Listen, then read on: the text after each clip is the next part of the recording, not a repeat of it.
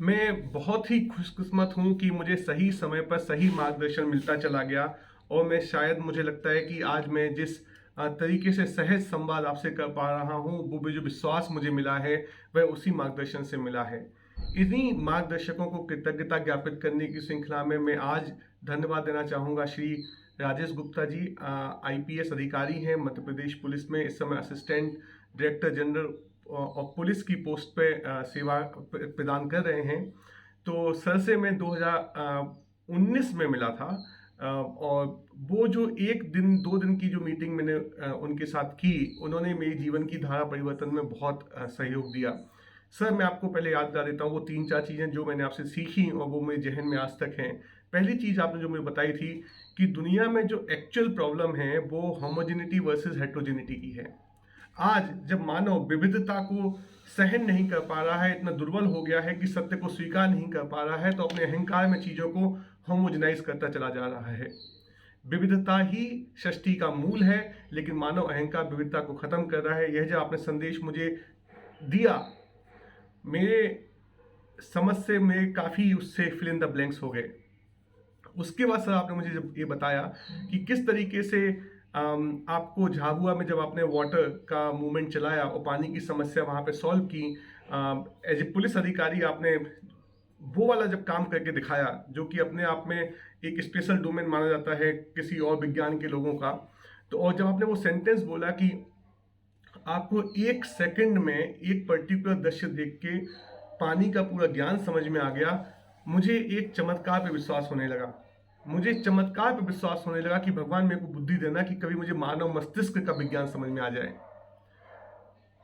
अभी पता नहीं मिला कि नहीं मिला, लेकिन थोड़ा बहुत सा जितना समझ में आ रहा है वो उस विश्वास की वजह से आ रहा है जो आपने उस दिन दिखाया था कि जो बाहरी ज्ञान है, बाहरी शिक्षा है, वो तो बात की बात, ये तो सहज एक्सप्रेशन है, होते जाते हैं।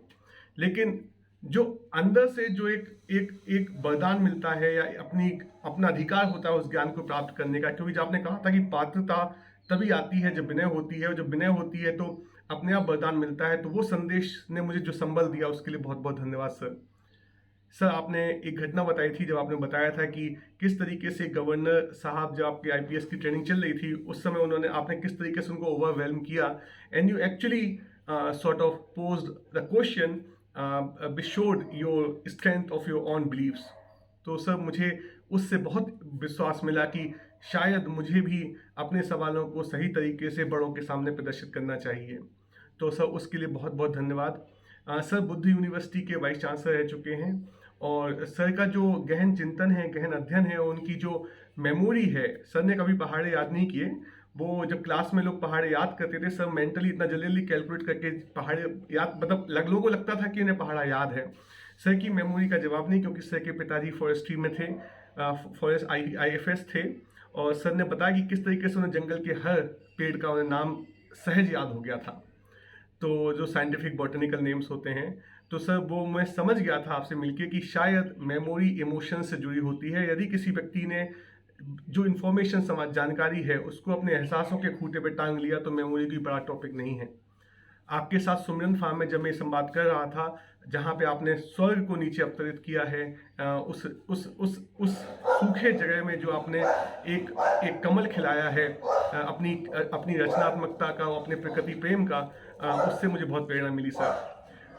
सर आपने मुझे 2 चीज़ें बताई नहीं थी जो मैं आपसे हमेशा पूछने के लिए आतुर हूँ, और जब मौका मिलेगा आपसे सीखूंगा। आपने कहा था कोई 7 थीम ऐसी हैं जिन पे मनुष्यों को काम करना चाहिए, वो मुझे 7 थीम आपसे जानना है। दूसरा आपने ये कहा था कि 1 से लेकर 10 तक अंक क्यों बने, ये अंकों का निर्माण क्यों हुआ, ये पजल भी उस समय सॉल्व नहीं हो पाई थी।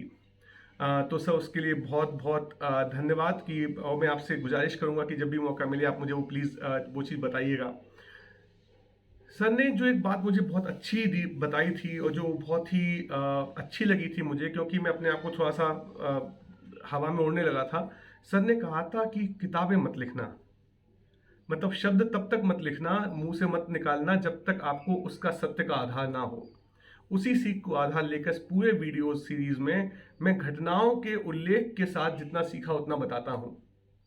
सत्य किसी को नहीं पता, सत्य का पैराडॉक्स ही ये है कि सत्य का अपोजिट भी सत्य है।